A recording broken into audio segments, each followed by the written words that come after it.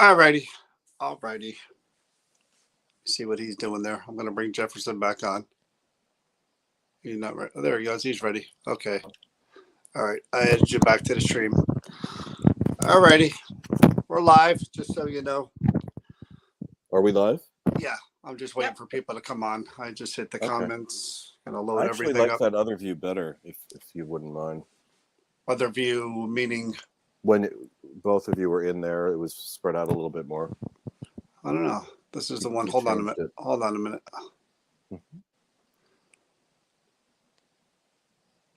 I mean that one? Was that the one that we had? Yeah. Yeah. I mean, I don't particularly like this one because it doesn't fill up the screen, so I'm going to change it back. Okay. All right, here we go. We'll get in here. Mhm. All right, good evening, everyone. Hello, Laura, Anna, John, McGinnis. How's everybody doing? So here we are, 8 p.m. as promised. It's been a long time since we've seen this gentleman. How you Long been, time. Jefferson? I've been good. How about you, John? Good. I see the hair's different. Getting a little changed. longer. Yeah, I'm catching up to you. Yeah, me too. You're getting there. You're getting there. So how you been? I've been good. How about you? Not too bad. God, well, I don't even remember the last time we did this. It was a long time ago, John. I was wondering what happened to you guys, but then I started to see how you guys are just doing so well. No, we do a lot. Oh my God! Was it before COVID or did we do No, one we during did. COVID? We did the interview and his dream thing on here, but we also did the psychic fair with him. Yeah, but I'm talking about here. Yeah, it's Yeah, been he a means on while. TV. It has been a while. I think the last one we did was actually on Nightmare, so it might have been Halloween of like. 20. Oh, you're right. I forgot about that. That would have been 2021. That was a good one too. Yeah, yeah. So Jefferson, for those people that don't know you, who you are, and what you do, could you just talk about yourself a little bit? Sure. So I'm a dream interpreter. I'm a singer-songwriter and a dream interpreter. I've been interpreting dreams since I was a child. I had a nightmare when I was 3 that profoundly affected me and really woke me up to paying attention to my dream state. And as I did that, I couldn't articulate anything. I was a toddler, but I just kept paying attention to it and wondering, what is this? Why am I seeing this? And as I did that and became older and was able to articulate it, I was then able to interpret my own dreams. I realized that there was a conversation going on, that if I'm watching a movie, there has to be a scriptwriter, a director, a projectionist, the audience. I mean, and who in all of that am I? So, I learned over time that at some point or another, you're all of them. And that you are in this conversation essentially with your higher self or God or the universe, whatever you want to call it. And that that conversation is there to help you through this life, however you see that. And it can help you maintain your physical health. It can help you in terms of how you age, in terms of how you view the world, solving problems. There's a lot to be learned from your dreams. And, I also believe that there's a script that we are following in this lifetime that goes way back, that evolution is a slow process, and that we are the sum total of everything that came before us contained in a vessel. But we are spirit, we are energy at its base. And so that energy can never be destroyed. It can only be transmogrified. And we basically, some people call it reincarnation. I just feel that we go into some part of nature and then come back to where we are. And as we are experiencing this lifetime, we have the opportunity to return to nature by viewing it and how it works. What's its software and how does that function?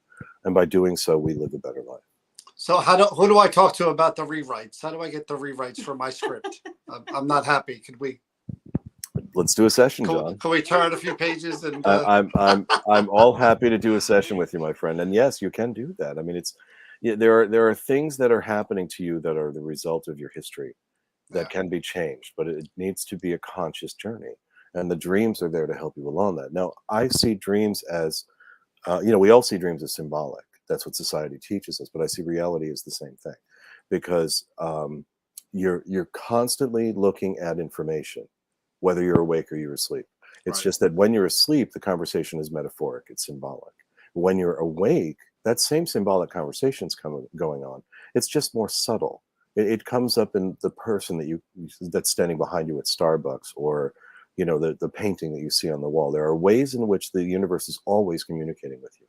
So the question isn't so much, what are dreams, as much as it is, what is intuition and how do you use it? It's really about how much you pay attention to your life on every level, and dreams is one of those levels. Are dreams also a way of yourself? We bury things and we try to hold it down. Is it a way that your subconscious comes out and said, you're going to deal with this somehow, some way, I'm bringing this out at you? You've just described the software of nightmares. Wow. Okay. Yeah. Because if you want to withhold something from yourself, you are, free and able to do so throughout your life. Some people do that for decades. But while they're holding on to that, it's wreaking havoc in their system. The energy that it takes to maintain that memory is being sucked out of their cell tissue. And so they become ill, they age. That's where a lot of that stuff comes from. It's just how you process thought is something that then indicates who you are and how well you're doing. And if you believe a thought that you were given when you were much younger, and that thought is destructive, then that thought is going to have authority over you. Yeah. A belief is nothing more than a thought that you've had repetitiously. So as you have the thought over and over and over again, it begins to take hold. The thought is a physical thing that science teaches us that because I've mentioned this before, Dr. Candace Pert, who discovered the opiate receptor in the brain, and that every time you have a thought, there's a physical molecule that's created that then goes throughout your system. There's hormones, there's chemistry, electromagnetism. It lights up a particular part of your brain and sends a message with a mission to a particular part of your body. That's how I understand that the software works. I'm not a scientist, but that's my understanding of it. And given that scenario, then every thought that you have scripts your physiology over time. So if a you have self-fulfilling prophecy until you change that. Yeah, but it's where the concept of positive thinking comes from. The thing you have to watch is that if positive thinking is stressing you out because you feel like you have to do it all the time, it's just as bad as the negative thought. What you need to do is be balanced. Nature is balanced. If you look outside and you look at any tree or flower, it is not stressing about what it is or what it does. It just exists. It just understands my job today is just to add a few more cells and become what I've always been scripted to be. We are the same. We are part of nature, and there's nothing different between us. So if we look at nature, that's our software. And when we deviate from that, because we are disconnected from the physical earth through asphalt and concrete and wood floors and whatever, that, and wearing shoes and driving cars, that we've literally disconnected ourselves from the magnetics of the earth, we're now disconnected from a form of our intuition. And so as we return to that, as we get back into nature, as we look at how it functions, then we can apply that to our lives, and then our lives have deeper meaning. Your dreams are one way in which you can access that information. Yeah, but you and I talked about this before. Like you said, you're taking in data all day. Mm-hmm. The awake mind, the awake mind is taking in data. Not all dreams have meaning and purpose, right? There is some exactly. Data, yes. There is some data dump going on there where it's just kind of like random. Without a doubt, I call that dream salad. Yeah. Okay. So basically you have all of these images that are not even yours, they're inherited, because again, we're scripted from everything around us. When you breathe in dust, you're breathing in DNA, you're breathing in atoms. Those atoms have information in them. That information has been passed around the earth for millennia, and you are breathing in the substance of memory when you do that. It's like computer code. And so as you do that, you get images that are given to you through your bloodline, given to you through what you breathe in, given to you through what you eat. And they become messages that then come up in your dream. So a lot of times you'll have a dream that's just image, and it's rapid fire. And it makes no sense. You've never seen any of these images before. They have no plot. There's no continuity. There's no message, seemingly. And then you're looking at that and going, what is that? I call that defragging the hard drive. That's stuff you've taken in that doesn't apply to this lifetime that you're just getting rid of. And so you'll have a dream salad dream in order to flush all of that out. It's like going to the bathroom. You're just basically purging what doesn't apply to this life. Well, the common question, I'm already seeing it being asked a few times. Dream visitation. We talked about this. Do you believe that it's possible for spirit to kind of connect with us in our dreams through our subconscious? Whenever I hear that question, I always counter it with, why do you disbelieve it? If we're all spirit at our basis, if we're all just energy, then what keeps us from connecting with other energy? The belief that we're separate. That's it. So if you understand that You take your hand and put it under a powerful enough quantum microscope, you're going to see nothing but empty space. Well, the same is true of whatever was in the container of the person that you're missing. That person's body was simply a vessel, and that the energy that contained their soul, their essence, still exists. It's still spirit. You cannot destroy energy, you can only transmogrify it. So they've just gone into some other form in nature. So where are they? Well, the question is not so much why aren't they coming to me? It's like, have I even invited them? Am I letting that energy know that I want to interact with it? If you're, Right. let's say you have a parent that you've lost and you want to get in touch with them, then understand that scripted in your physiology is their blood, their DNA, their genetics. It's why you inherit how you look, what diseases you may be prone to, certain health conditions. All of that comes from that genetic code. Right. Right. But that genetic code is also scripted within you from both parents and from their parents before them, and so on and so on. So it goes, that's why I say it goes all the way back, because we are we are descendants of the fish that first crawled out of the ocean. We are stardust at our base. So if we are looking at ourselves through the lens of quote unquote reality, what is it? It's an agreement. It's an agreement to physical space. And if you see it instead as an agreement to energetic space, there is nothing that separates you from anyone that you want to get in touch with, alive or dead. It's just your belief taught to you by society over and over and over again that somehow you're separate from that. And you can call them in any time. And I have done extensive trial research, not formal scientific studies, but just in my work, talking with people in my workshops, talking with people in my sessions. And I've said to them over and over and over again, I've given them a specific list of how to get in touch with someone who's passed on. Oh, okay. And then they go and they apply it, and they come back and they want me to interpret the dream they had with that person in that dream. So we've done this a number of times.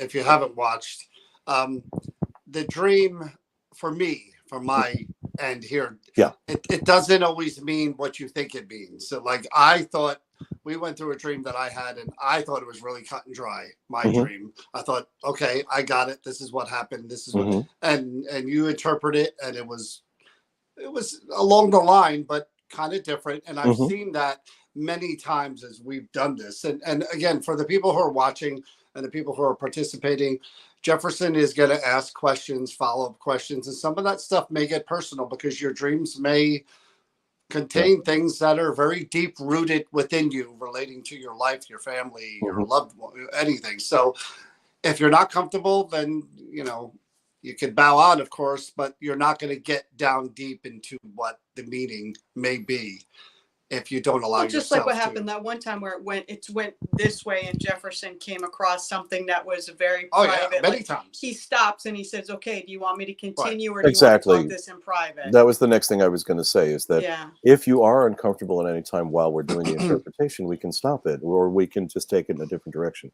And I also want to say, John, you had said that I had interpreted a dream that you had one interpretation, I had another.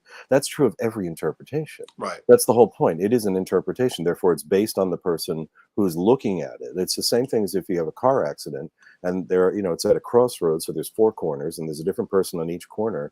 They're going to have an entirely different view of the physicality of that accident. Then on top of that, they're going to have their own interpretation based on who they are. If it's a doctor, he's going to be thinking they may need my help. If it's an insurance adjuster, he's going to be saying, "Oh, I'm going to see what the actual facts are of this accident." If it's a guy waiting for the bus, he's going to say, "This is going to make me late for work." So, I mean, no one approaching that same visual is going to walk away with the same interpretation. That's how. And we tend not to be very objective when we're looking at our dreams either. That's why it helps to have someone like me to interpret it for you, because you're seeing it through the lens of what you see as your journey and what is acceptable to you. But sometimes your dreams are kind of pushing you beyond that boundary and saying, yeah, that's true, but let's look at this a little further, a little deeper. Those are the parts that you can tend to overlook because they're things that are more difficult. Nobody wants their life to change drastically. They want things to go smoothly. Even if you're moving across the country, you still want that to go smoothly, right? So there's a lot of upheaval that comes at times in our lives, and we want to slow down that speed of change. Everybody wants to do that. So as we are walking through that, dreams come in to just kind of say, okay, you've missed this one. Let's nudge you. That's what recurring dreams are. You missed a message and they just keep happening over and over until you get the message. So unlike the last time where we had to finagle the phone and everything, I'll pull them up on the feed with us, and Oh, then great. Chris and I will disappear, and you'll be able to talk directly to them and them to you. Oh, okay. You'll see them, they'll see you. You'll be able to talk to each other. Great. Okay. And So will you still be interacting with us? I'll come in kind of if you tell me you need me to come in, or I'll come in towards the end, whichever you prefer. But I can watch the whole thing and still. I mean, I don't know if you want 3 people on the screen, if that'll interfere with you. It doesn't bother me at all. All right, let's bring the first person on and we'll see how it goes. Who's back here? All right. There we go. Good evening, caller. Who are we speaking with? Celine. Hi, Celine. I know you. I don't know you, do I? No. No, I didn't think so. No. So feel free to start, Celine, Jefferson, Celine. So you can, Jefferson, you take the lead here. You know this better Nice than to I meet do. you. Nice to meet you too. Why don't you just tell me your dream?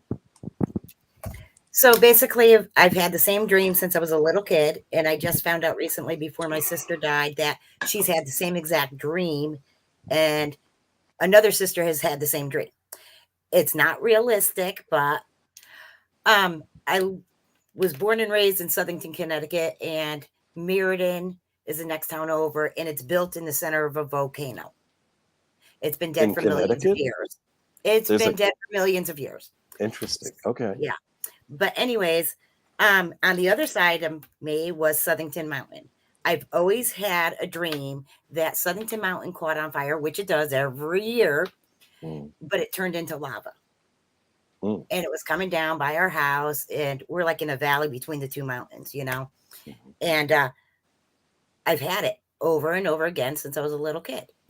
And, you know, I just moved my sister here, and we were talking about that dream, and she goes, "Are you kidding me? I've had the same dream." But her dream wasn't Southington Mountain. It was Meriden Mountain, which was the volcano. Right. Right. And my sister Rita, because we were on the phone with her girlfriend, and she says, "Rita's had the same dream." Huh. You know, and I found it really weird that we've all had the same dream, and the lava was coming in front of my house. So I don't know what to make of it. What is the difference to you personally between the two mountains? What do you mean? Is there anything experiential that happened to you on Southington? Nope. Okay. Is there anything experiential that happened on the other? I used to hike it up to Castle Craig. Okay, so I'm afraid of heights. But you okay? That's one thing. You didn't hike Southington? Nope. No. Okay. All right. How about your sisters? What's their personal experience with it? Do they have any? I don't know. Okay. I really don't know. Okay. So the danger in interpreting dreams for somebody who's not present is that you don't have their information. You only have the information of the person present. So there could be detail here that I'm not getting, in which case if they're both passed away. Oh, well, okay. Well, that makes it a little bit different. What were your sisters' names? Rita and Lisa. We just lost Lisa. How long ago did they both pass? Rita died, I think it was, 2017 maybe? But Lisa was just May 2nd. Oh, I'm so sorry for your loss. Yeah, thank you. When did you begin having the dream? I was a teenager. Okay. I want to say 16, 17. Did you always live in the same house when you were growing up? Yes. Okay. How was your home life? Wasn't great. Okay. Can you be a little more specific? You don't have to go into detail. There was a lot of neglect, physical abuse, and not in the home, but rape. Okay. So it was, you had a difficult upbringing. Yeah. Okay. Did they? Your sisters? Lisa did. She got the brunt on my father. Okay. And what about Rita? Rita got out of the house as quick as she could. But while she was there, was she suffering the same thing? Not as much. Lisa was the main one, head through the walls and broken arms and everything else. So So just on the surface, this dream is about fury. Because a volcano is all about erupting, and everything builds up to it. It's like a pressure cooker. Everything builds up to a certain point, and then it explodes. And you are, all three of you, having this feeling of like, when is the other shoe going to drop? And that other shoe dropping would mean the volcano is exploding, and therefore the metaphor, because that's what it is. It's symbolic. It's not saying that after 10 million years this volcano is going to erupt again. It's not saying that the other mountain would either. There's a reason that you juxtapose the two mountains, which we haven't gotten to. But the fact that all three of you have this vision of the mountain exploding and lava coming in front of the house, it's like, when is this fury coming our way? When is this traveling toward us? So you were all growing up in this very difficult household. Now, Rita may have gotten out, but at the same time,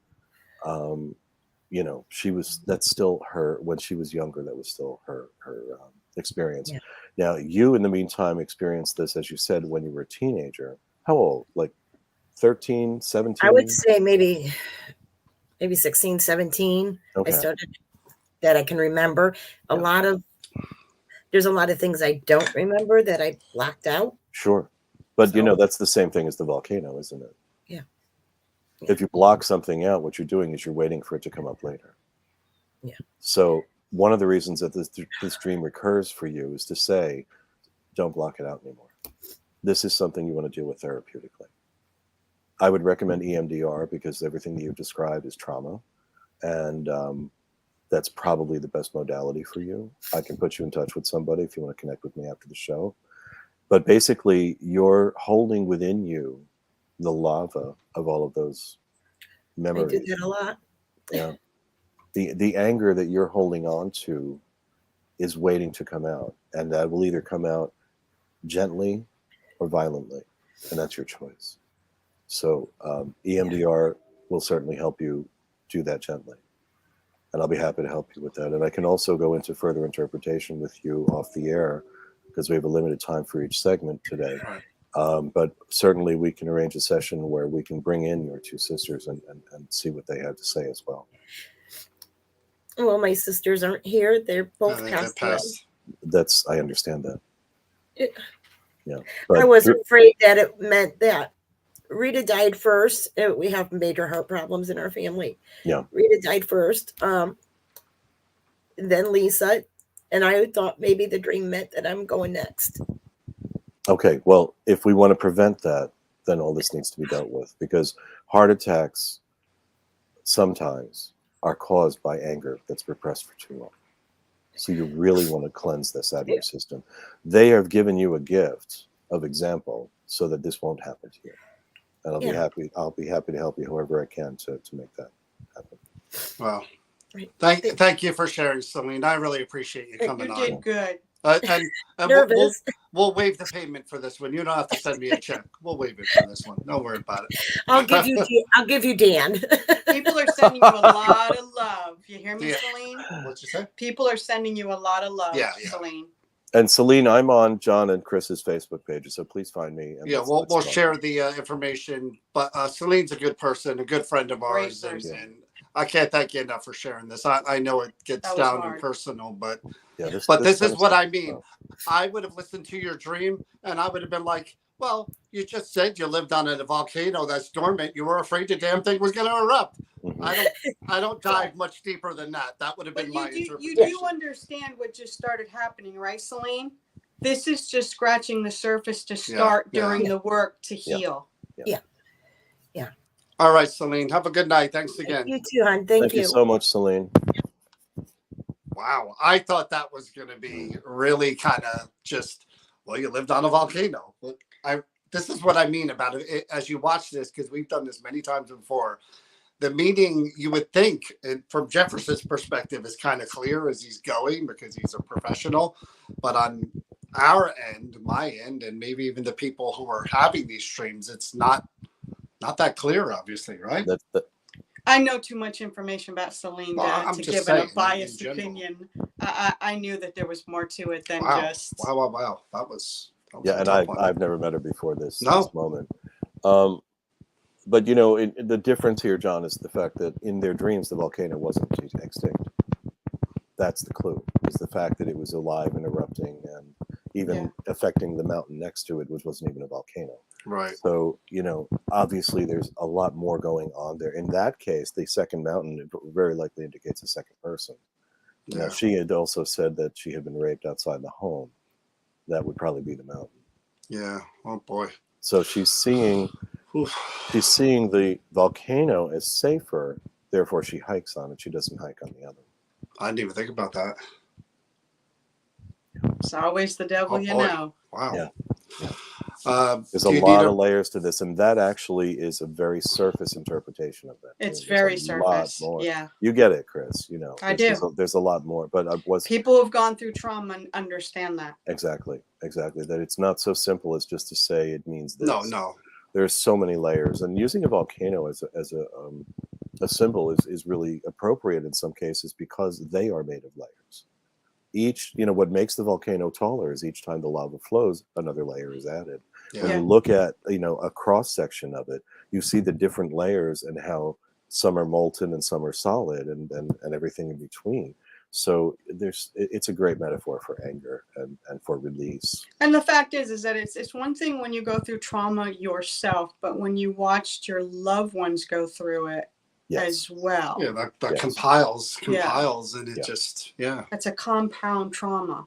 And if Selena's still listening too, when I said, you know, bringing Rita and Lisa into it, I meant through mediumship. I meant that, you know, they are within her, and she has information within her about them that would pertain to her dream. That even if she can't answer specific questions like when did they start having it or something like that, there's a whole scripted story between three sisters there that that holds a lot of information that would pertain to that dream as well. Oof. Yeah, and there's things I do need to bring this to your attention. Andrea said, I see on your website you work with phobias, but I don't see where you work one-on-one. Is that the case? Oh, I do work one-on-one. I can work either over Zoom or in person or by phone. So yes, please get in touch with me and we can work out an appointment. So do you need a breather or do you want to jump right into? Okay. I once did a party at a person's house, and she invited everyone that she knew and had hors d'oeuvres and whatever downstairs, and they all sat downstairs and talked. And I did dream interpretation solid for 8 hours without a break. Wow. There he is. I know this fella too. How are you, young man? Good. How about you guys? Good. Kevin, Jefferson. Hi, Kevin. Kevin. Nice to meet you. Nice to meet you. That's quite the shirt you're wearing. Yeah, it's Snuffleupagus. You know? I'm looking at the TV and it's looking back. Yes. I think we actually needed that right now. So I think you're right about. Well, we'll see. You know, who knows what's coming. But anyway, how are you, Kevin? I'm doing good. How can I help you? So the dream I had, it's far back. I remember it's about 3 years old. We moved into a house, and the dream is the furniture would come alive at night and chase me. I can still picture this house to this day. There is one piece of furniture as a wingback chair that actually be the safe area to go to, but the couches would chase me around. I couldn't touch the floor because if I touched the floor, it'd wake up other furniture in the house. The way my parents' bedroom was is they had a closet and the bathroom on the other side, and you could run around in a circle on it. Well, this furniture would chase me around the house constantly. So that's what it was. And then to this day, I could tell you detail for detail of what the house was, how big it was, the color of the furniture, what type of furniture, everything. It's just been really weird knowing that stuff that was there.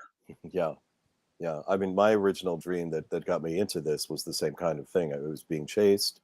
It was a horrific nightmare. And, you know, you want to get a 3-year-old's attention. It took place in a house that I'd never seen before. And then the next day we were driving, and I'm, you know, a 3-year-old kid looking out the back window of the station wagon, and there's the house. No way. Yeah. So, I mean, if you want to get the 3-year-old's attention, that's definitely the way to do it. And frankly, if it weren't for that, I don't know that I'd be talking to you right now about this. But there's something about that age, though, because that's really when your memory kicks in. And a dream in particular is something that you can still see over and over in your mind. I mean, I Mhm. still have images of my nightmare from when I was 3 to this day. I can if I were a good artist, I could draw the whole thing. It's I still see the house as like a, like a still frame before the movie starts. It's like you see the scene, and then you walk in, and everything was in black and white too. So it was a very, very interesting dream. Um, in your case, so first off, both of us were being chased. I think part of that is just the need to feel secure when you're a child. The wingback chair you feel safe in because of the wings. It's essentially, number one, it's a symbol of an angel. Number two, it's indicating like the chair is hugging you. It's a safe place to fall, if you will. There has to be some good furniture in the house, or else what happens to you? So there's someone there to protect you, which means that as a 3-year-old, you did feel some sense of security, but you also felt a lot of chaos. And there's a lot of movement in this dream that indicates that there were a lot of changes going on within the household at the time. Do you have siblings? Yes, 2 older brothers. Okay, so you're the youngest? Yes. So am I. Me too. So, oh, really? Interesting. Chris? Nope. Nope. Okay. Well, 3 out of 4. So, I mean, the youngest needing a sense of security definitely makes sense. How did your brothers treat you? Well, let's see. The oldest is 12 years older than I am. The middle is 10. So the oldest really didn't do much. It was the middle brother. Mm-hmm. And what did So he that do? was he was basically like a father. Okay. So you had a good relationship with them. Oh yeah. Okay. How about your parents? Dad left when he was 7. When I was 7, Oh. so my mom was around. Mm-hmm. So that was about it. Did your parents divorce? Yeah. Okay. So, but that was when you were 7. What was happening before that? Was there a lot of argument between them? Not that I remember. I know we moved out here from back east. How old were you when you And moved? was about 2. Okay, so there's something right there. You've moved at 2 and now you're 3, and you're concerned about things that are moving in the house. Okay. So, in other words, at any moment, my life could change, and I'm afraid of that.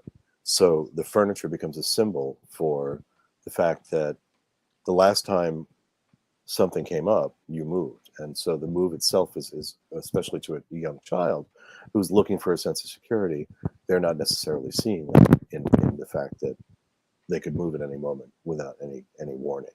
And so you basically took whatever the problems were between your parents, which even if they didn't argue in front of you, you sensed on some level. And of course, you're a 2-year-old or a 3-year-old. You're not going to be able to articulate any of that. It's just happening around you, and you sense it. And so, as you take in that information, it manifests into the dream, which is showing you that you're not feeling secure on some level, but you are in another. And so, the wingback chair is not even just your sense of security; it's your 10-year-old brother. Okay. Wow. Yeah. So the reason that we have dreams like this is to bring our attention to what it is that we can learn from it. And in your case, did you ever have it again, or was it just the one time? I had it growing up, for a long time. Can you every once in a describe while, to me? Can What's you that? describe to me like a timeline? Like, how old were you when you had it the next time? Probably 10, 13 years old in that area. Okay. Every So once first in a while, off, it'll pop in. when you say 10 and 13, you've just described the ages of your older brothers. So when you got to be 10 and when you got to be a year older than your 12-year-old brother, you had the dream again. So that's one thing, is that it's a milestone, because Okay. you're now at a point where you can understand this dream from their perspective if they were to have it. So when you were 10, what was going on in your life? Did something change? Did you move? Was there something that disrupted your life? Did you change schools? Certainly when you were 13, that would have happened, because you'd be going from grammar to high school, right? Yeah, I think it was a change of school happened when I was younger, different schools, but I'm not sure on that one. Mm-hmm. I think we So might have moved. you don't but I'm need not to. too sure. Yeah, but How you about don't your need. brother? Did your brother leave? Your older brother at that point? If he's 12 years older? That's He a good point. left at age 16, the house. 16, so you would have been 7. I would have been 7. Yeah. You when mentioned he 7 left. earlier. Why was that? That's when I think when my dad left. Oh, When my dad Okay. left at that time. So you see there's some connections here. Okay. It's about being uncertain of what's coming and being afraid of change. And so the furniture moves around, meaning all of these people that are surrounding me and this place that I'm living is all interchangeable. At any moment it could change. And I want it Okay. to stay the same. Okay. wow. So as you understand that, odds are you won't have a dream again, because what it's looking for is for you to understand the message of the dream. That's why dreams recur. And if you were to take a look carefully at when you've had it in your life, what was going on in your life at that period while you had it, what you'll see is that the stress in that moment mirrored the stress when you were younger, and therefore the dream repeats. Okay. So as you go, if you were to have it again, I would then take a very good look at your life at that moment and say, what's going on right now that was the same as when I was 3? Okay. Yeah, I'd also like to add, Kevin, that you wear that shirt to look after you in your sleep, so that if the creepy furniture comes back, you feel like that shirt is protecting I you. want my statue though. Oh, like I he want has my the creeper? statue. I'll Yeah. send you one, and we'll All watch right. over you and protect you. What statue is this? The paranormal savior. Donna Oh. actually, we say it's he was her muse, because there's a statue that she made that looks just like John in her shop. Yeah. I see. I see. Just a brown beard instead of black. But just out of curiosity, Kevin, does that sound completely different than what you thought that dream would mean? Yeah, quite a Yeah. bit, because I mean there's a lot of stuff that happened over the years, and moving from New Jersey to California, and the first house we got into and stuff, there was a lot of weird stuff happened there. Mm. But it was interesting because I always thought maybe there's something paranormal with the house, because that's what I always came back to, is that something happened in the house that we first moved into. And then this other house, we always had weird things happen there too. So I figured it was something influencing my dreams that caused me to have that. But seeing the way it was interpreted today gives me another sense of what it was most likely is, you know. But that's not to say that your other interpretation is incorrect. Both can be Right. correct. Again, it's just interpretation. So I was going by the information that you gave me. But now with this new information, I would add to that could also be a component of it. That one of the reasons you were having the dream is that you have a heightened sense of the ability to see such things, and that therefore they were communicating with you. I wouldn't discount that either. But understand that they then took a metaphor that worked just as well for the spirits as it did for your childhood. Okay. That's the whole point, is that you can't, there's no such thing as a symbol that has a one-size-fits-all meaning. Symbols are dependent upon when you have the dream, how old you are when you have the dream, what you've learned up until that point in your life, the language you speak, the school you go to, the politics your family believes in, whether or not you take that on, the religious beliefs you may or may not have. All of these things, society, group energy, tribal energy, is what scripts our belief system when we are really, really young. And so we take that, we take what we're born into, the personality, the person that we are as a soul, comes into that body, is taught these things, and either takes them on or rebels against them. And so there's some point, or both, but there's some point in all of that where you make decisions and choices that create a life that makes sense for you. And when dreams come up like this and they don't necessarily fully resonate, it's because there's more to it. There's more to the message.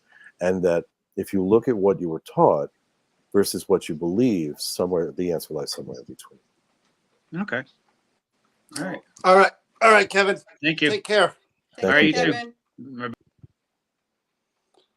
Again, I like the when we do this, I like the randomness of the dreams too. They're not One all to the about other, yeah. It really shows all the different kind of Dynamics. the dynamics of who you are and the way things work in your past and all of that. It's like you said, it's different for everyone. But I like that you point out that it's your comprehension, what you can comprehend as a child and what you comprehend as you get older. Your brain is trying to sort through that and figure it out and keep throwing it in front of you. Yes. In that dream over and over to kind of work you through it in a way. Yeah, the way I describe it is it's like the universe tapping you on the shoulder. Yeah.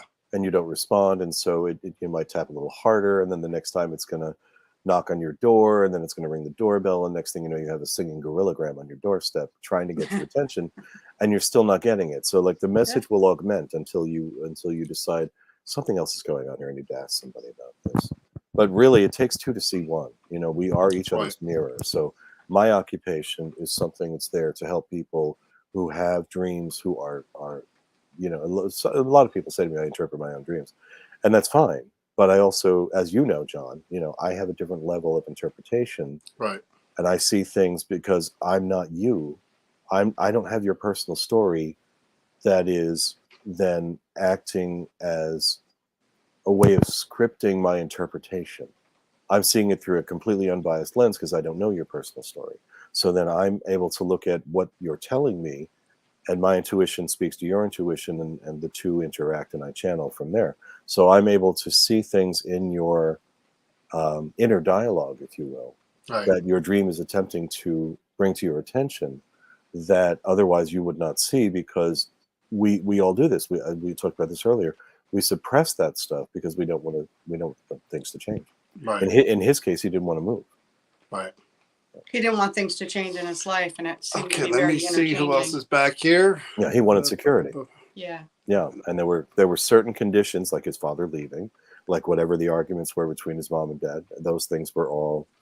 And his adding brother to leaving, Yes. losing a brother at Exactly. 16. Wow. Mhm. I happen to know this person too. This one, watch out for this one, Jefferson. She's a little. Oh, I yeah, don't know beware.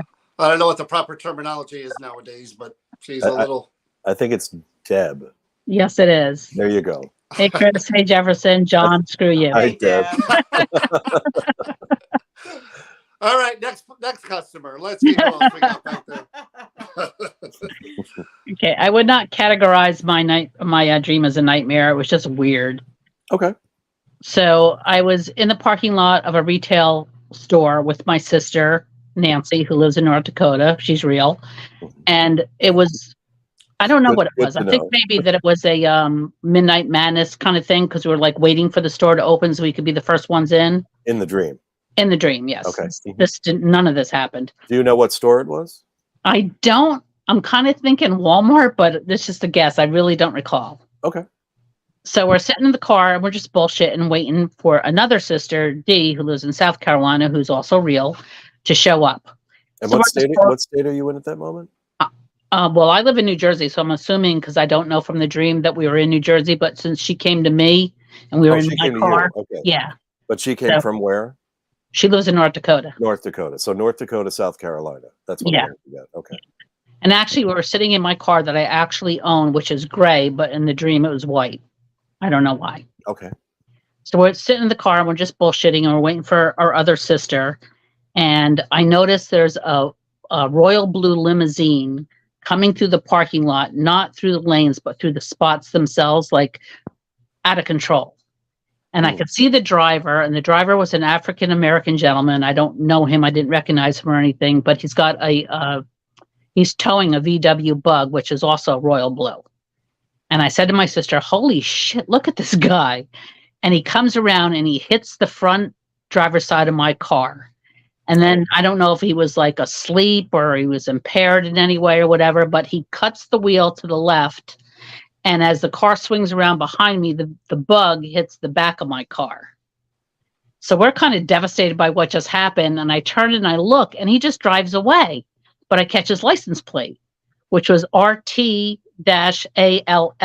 That's partial plate. I don't know what the rest of it was. That's all I saw. And my other sister never showed up. I kind of woke up after that, so I don't really remember any other details, but it was just weird.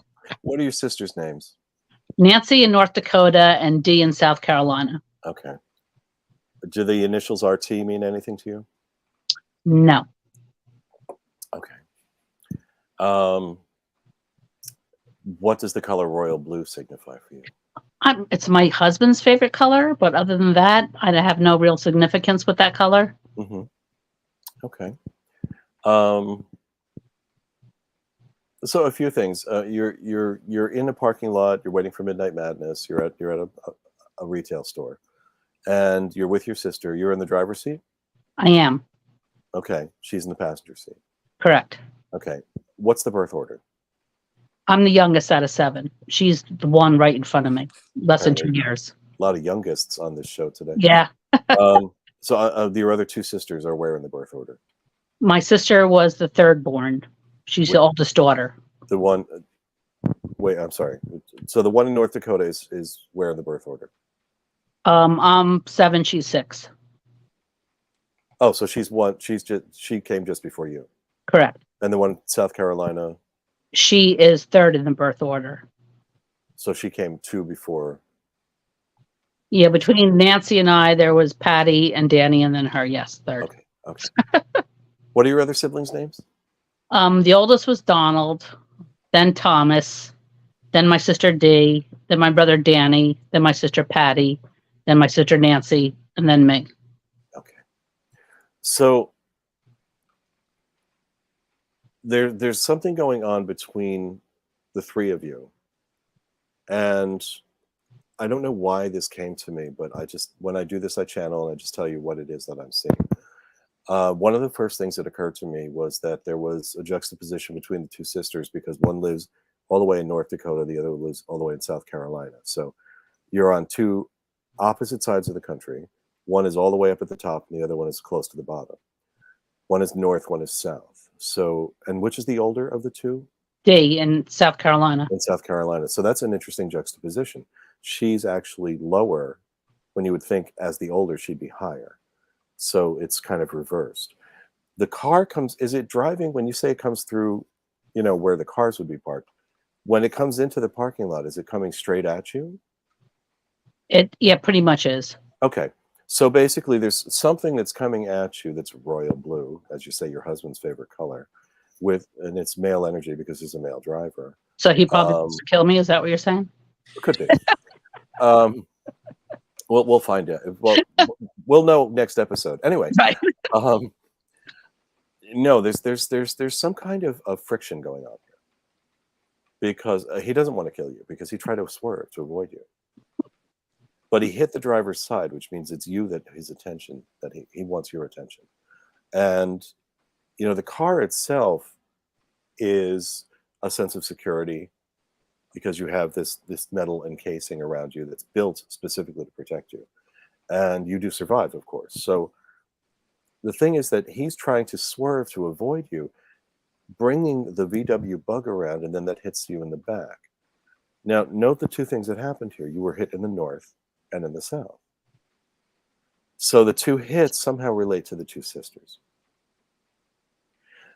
Meaning there's some complication going on between the 4 of you. And that your husband is the one that's trying to bring it to your attention. Does any of this make sense to you? Well, yeah, actually it does. Okay. Yeah. So the royal blue really is just to get your attention, put it towards your husband.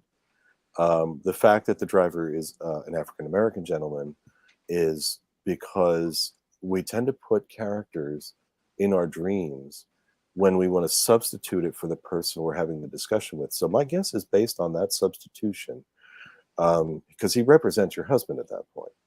But based on the substitution, it means that you see this issue as something that if you were to talk to someone about it, in your dream at least, you wouldn't want to talk to somebody else. In other words, the message coming from someone other than your husband might feel a little bit more palatable than if it were coming from him. And that just because when people are for instance, if you and I were both in the dream, and we were having an argument, you might substitute me for somebody, you might bring in John or somebody other than me. If we had some kind of a personal relationship to where it would feel uncomfortable for you to have me there. So you would substitute, or vice versa, maybe you dream of John and then you dream of me. It's easier to talk to a John. stranger than someone you're familiar with. Exactly right. Sometimes you'll put in the person behind you at the Starbucks because you just, or Brad Pitt, whatever. You just need somebody to fulfill the role so that it's not the person you expect it to be. It is so that your dream will hand you the information more gently so that you are more likely to recognize the message. So if it was your husband, you might be less likely to look at it. Mm-hmm. Because you might think, oh, it's just my husband, he's just coming at me with the car because he was mad at me today. And you dismiss it. But your dream is looking for you to go deeper. And so it substitutes your husband. And it makes you question it and then bring it out to the show so that you can see that there's a connection here between your husband and your two sisters, that is potentially an accident waiting to happen. Does it make a difference that the actual car she has today, it's the same car, but it's a different color? in Yeah, her absolutely, dream? absolutely. Because when you're in real life, it's gray, which is neutral. When it's white, what's your association with the color white? I used to have a white car. Other than that, I can't really think of any other correlation. Okay, Like well, with that's white. one possibility.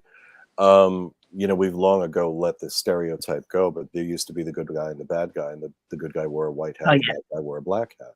White has always meant spiritual purity, and so what it's saying is that you're neutral in this car, but you also are surrounded by spirit, that is there to assist you, as opposed to just being in your own car, which is gray, which would just be entirely neutral. In other Mhm. words, there's a force here that's working positively on your behalf. Yeah, not that I think it might have anything to do with it, but I ride a motorcycle, and the motorcycle is royal blue. Okay.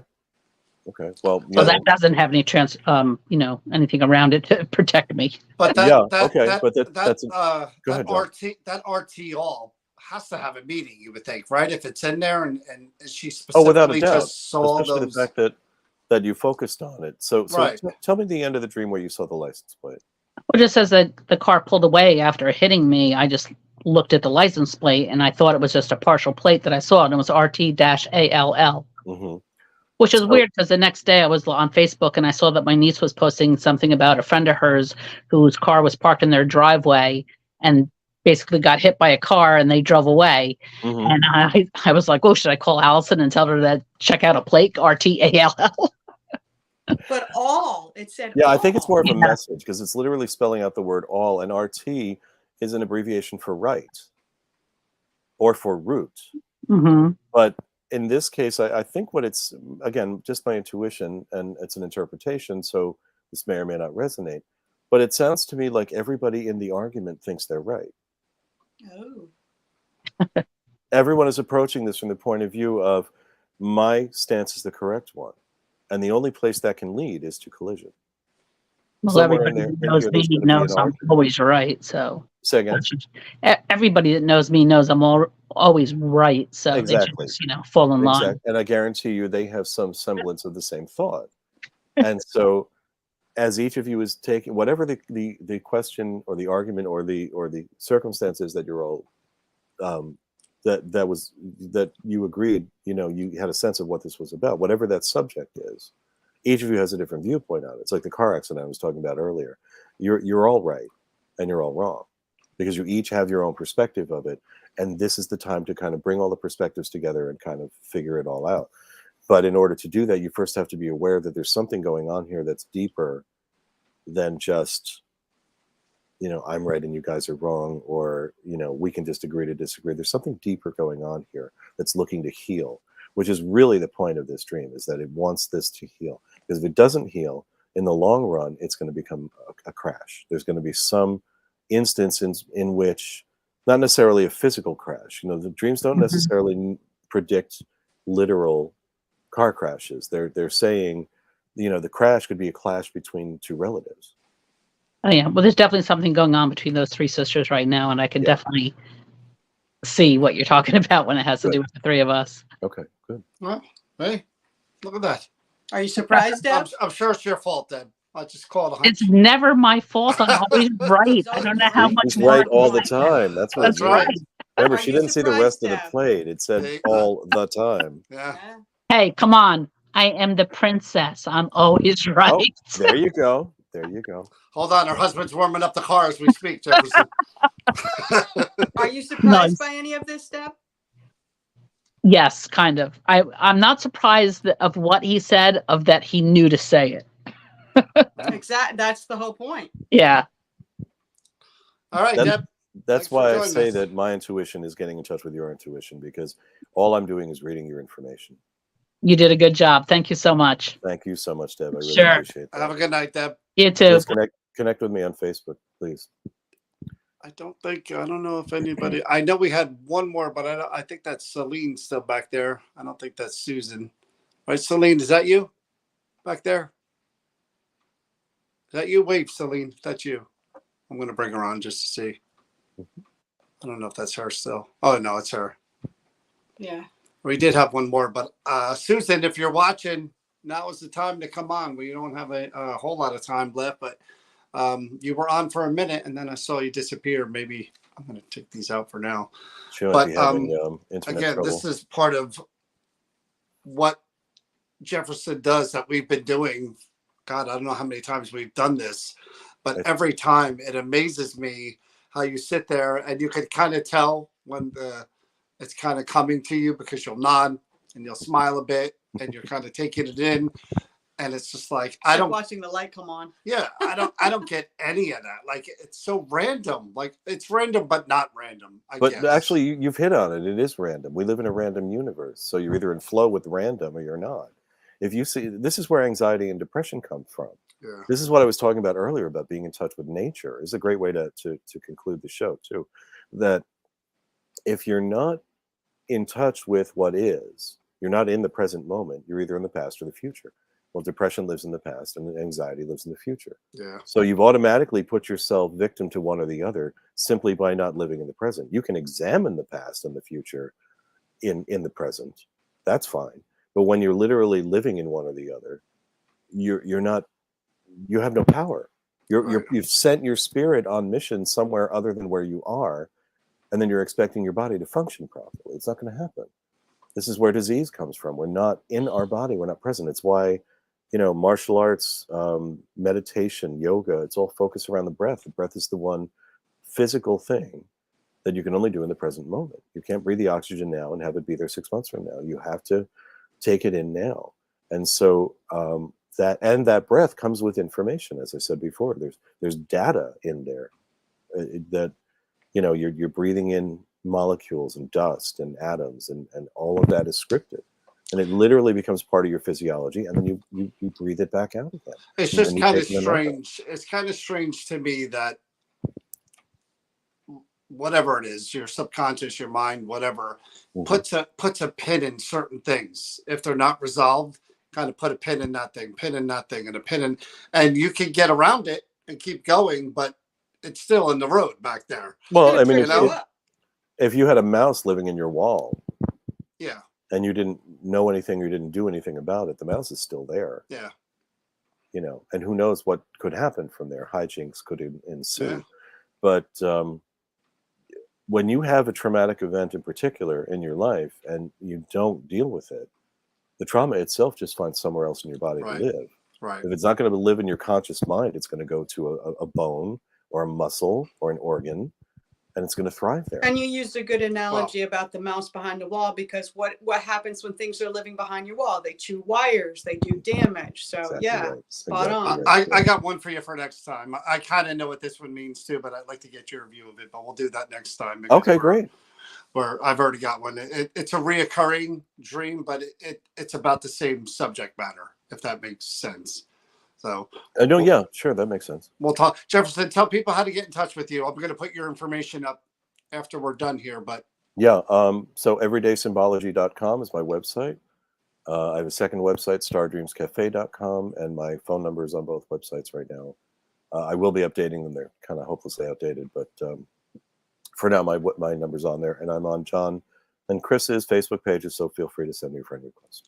Yeah, and you can see how he spells his name right there below. You can go back and watch this again if you need the spelling, but I'll share the link to. And you really want to tell them real quick all the different things you do, because you don't just do this. Yeah, that's true. So I teach workshops in and do private sessions in dream interpretation, overcoming your phobias. I do mediumship through discussion and card readings. I'm not John Edward. I don't see like your grandmother over your shoulder. But the same way that I do dream interpretation, I do mediumship, and I teach a class on the healing power of the mind, a class called Healing Your Ancestry, which is about looking at all of your ancestral data and how that applies to the life that you're living now and how that's looking to heal. If you have a pattern in your life that seems like it's not really making sense to you in this lifetime, it could be that it's not yours, that it's something else that you inherited, and it's just looking to be cleansed out of your bloodline.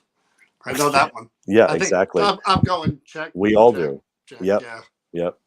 Yeah, so there's a variety of stuff. That's pretty much all on my website. And certainly, if you have any questions about something I might be able to do, like we can do a card reading. I use oracle cards. I read the Viking runes, the I Ching. So there's a few possibilities there.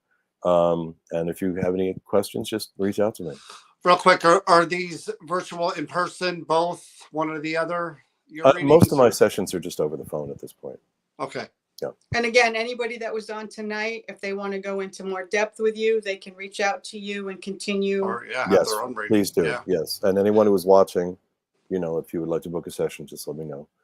And I just want to say thank you to the both of you. It's been a long time since we've been on together. Oh man, it's been forever. Always enjoy working with you guys. So I mean, I'm here whenever you want me. Hey, same here. Thank you. We'll definitely do the Halloween. Amazing night. Very insightful, Jefferson. Thank you, Chris. I appreciate it. All right, Jefferson. Take care. We'll talk soon. You too. Great to see you guys. Have a good night. Hey, Jefferson hasn't been on in a while, and I miss doing that because every session is like this session.